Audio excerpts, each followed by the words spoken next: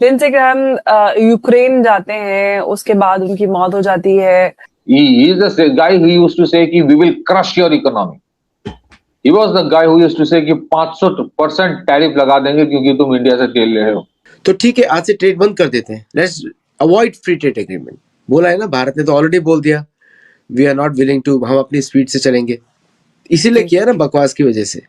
World's largest democracy, incredible India, दुनिया में सबसे बड़ा वोट लेने वाला प्रोसेस, महीनों चलने वाला election. He goes to Ukraine, comes back and within 3 hours he's dead. तो इट डजंट सम अप कि नॉर्मल हार्ट अटैक से कोई मर गया है। इनका आप देखिए हाउ स्टूपिड दे आर कि भारत में आके भारत को थ्रेटन करते हैं। डिप्टी स्टेट सेक्रेटरी बोलते हैं हम इंडिया को ग्रो करने नहीं देंगे। तो इंडियंस ने भी सोच लिया हम तो अब तुम्हारे चाहे कितना ही बोल रहे हो, जैसे हिंदी में बोलते हैं ना, अब तुम कुछ भी हिला लो, अब हम ठीक करेंगे। Longest serving prime minister in India, and also कहते हैं कि मोदी जी जो है वो माशाल्लाह से दुनिया में सबसे ज्यादा वोट लेते हैं किसी भी इंसान से। हमें एक कहानी बताई जाती थी कि भारत के टुकड़े हो जाएंगे, वहां पे ये भी इलादगी की तंजीम चल रही है, ये भी चल रही है, ये भी चल रही है, ये भी चल रही है। लेकिन अगर आप सोचें तो पाकिस्तान के जो हालात हैं, पाकिस्तान में ज्यादा मुश्किलात हैं। पाकिस्तान का रकबे के लिहाज से सबसे बड़ा सूबा, वहां पे सबसे बड़ी इलादगी की तारीख चल रही है। हमें तमाम बॉर्डर से, लैंड, सी, एयर से, इंडिया, ईरान, अफगानिस्तान, चीन, पूरी दुनिया से, अमेरिका से, सबसे हमें बहुत थ्रेट है। He was जिससे ना लिटरली अ वॉर मॉन्गर। वो चाहते थे कि जंग हो, मारे सबको, ये टैरिफ लगा दो, we will crush your economy. नमस्कार दोस्तों, जब तक ट्रंप अमेरिका के प्रेसिडेंट हैं तब तक भारत और अमेरिका के रिलेशंस लगता नहीं कि सुधरेंगे। अभी अमेरिका ने वापस भारत पर 12.5% का टैरिफ लगा दिया, जिसके जवाब में भारत ने भी अमेरिका से फ्री ट्रेड एग्रीमेंट साइन करने से मना कर दिया। वहीं दूसरी तरफ ट्रंप के सबसे क्लोज यार लिंडसे ग्राहम की कल मौत हो गई। ये वही आदमी है जो भारत पे 500% टैरिफ लगाने की धमकी देता था और कहता था कि वो भारत की इकोनॉमी को क्रश कर देगा, लेकिन उससे पहले ही वो दुनिया से निपट गया। और आज तो बीएसएफ ने भारत नेपाल बॉर्डर में एक और अमेरिकन सोल्जर को गिरफ्तार कर लिया जो बिना किसी पासपोर्ट के नेपाल जा रहा था। इससे पहले भारत ने एक सीआईए एजेंट को भी गिरफ्तार कर रखा है जो बहुत ज़्यादा एंटी इंडिया एक्टिविटीज़ में इन्वॉल्व था। इसी टॉपिक पर चलिए आगे इस वीडियो को देखते हैं। चैनल को सब्सक्राइब और वीडियो को लाइक करना ना भूलें। आप जो मनाजिर इस वक्त देख रहे हैं, ये आप अगर हिंदुस्तान से हैं तो आप पहचान गए होंगे कि ये रिसेंटली बंगाल में भी बीजेपी जीत गई और मोदी साहब का जो गिरफ्त है हिंदुस्तान के ऊपर वो और मजबूत हो गई है। और दूसरी तरफ आप अगर पाकिस्तान से हैं तो आप देख देख के बचपने से आपकी शायद दाढ़ी सफेद हो गई हो, क्योंकि ये तो हम सब यूज्ड टू हैं। ये हमारा नेशनल मार्च पास्ट है जिसमें फौज अपना सीना तान के बड़े नारे शारे लगा के बड़े प्रोमिसेस करती है। हिंदुस्तान और पाकिस्तान दोनों की रियासतों का, दोनों की इस्टेब्लिशमेंट्स का, दोनों की डीप स्टेट्स का एक ब्रांड है, एक आप कह सकते हैं यूएसपी है। पाकिस्तान की जो डीप स्टेट है, पाकिस्तान की जो इस्टेब्लिशमेंट है, वो बेसिकली ये मंजन बेचती है। ये मंजन बेचती है अपने आप को भी, दुनिया को भी और पाकिस्तानियों को भी।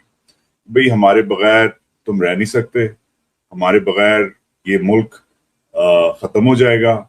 हमें तमाम बॉर्डर से, लैंड, सी, एयर से, इंडिया, ईरान, अफगानिस्तान, चीन, पूरी दुनिया से, अमेरिका से, सबसे हमें बहुत थ्रेट है।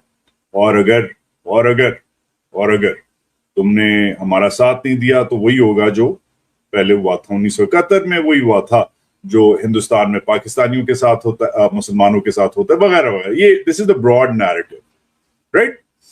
अच्छा, हिंदुस्तान का जो मंजन है, जो उसकी डीप स्टेट बेचती है, ये तो आपको पता है क्या मंजन है। हिंदुस्तान का मंजन हमें पता है, स्पेशली मोदी जी का, मगर मोदी जी का तो खैर आरएसएस का मंजन है, मगर इससे पहले कि हम भूल जाएं, हिंदुस्तान का मंजन भी बिल्कुल ऐसा है। वर्ल्ड्स लार्जेस्ट डेमोक्रेसी, है ना, इनक्रेडिबल इंडिया, है ना?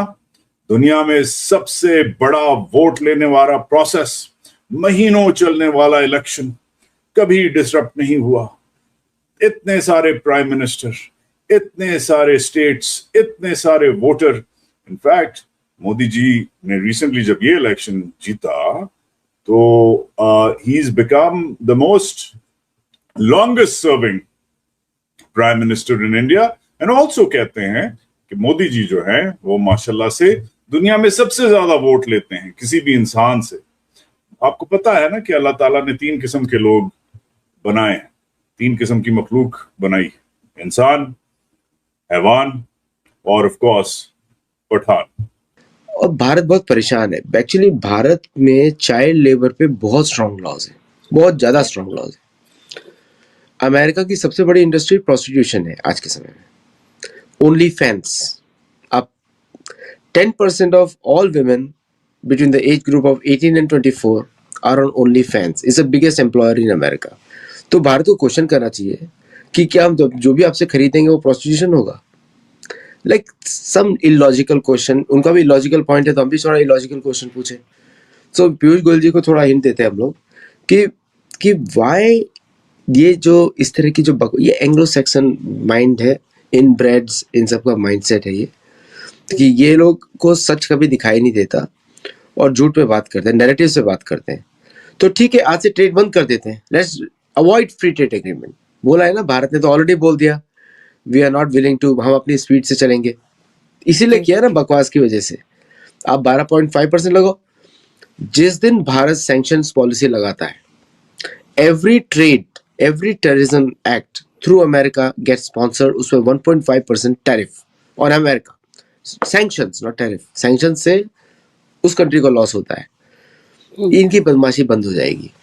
ये जी यू नो वो प्रॉब्लम क्या होता है ना कि हम लोग जब बड़ा अच्छी तरह इनसे बात करते हैं तो इनका आप देखिए हाउ स्टूपिड दे आर, कि भारत में आके भारत को थ्रेटन करते हैं। डिप्टी स्टेट सेक्रेटरी बोलते हैं हम इंडिया को ग्रो करने नहीं देंगे।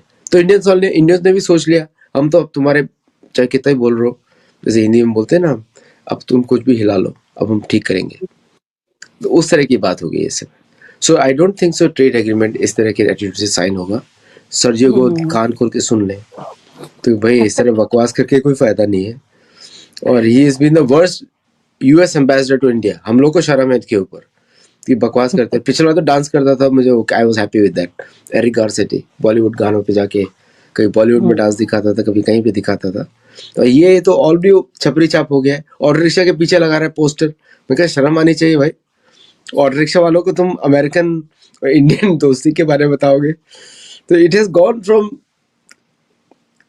Bad to worse now.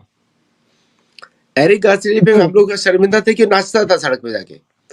ये तो वर्स हो गया, ऑटो रिक्शा वाले के पीछे लग गया है, अरविंद केजरीवाल को फॉलो कर रहा है।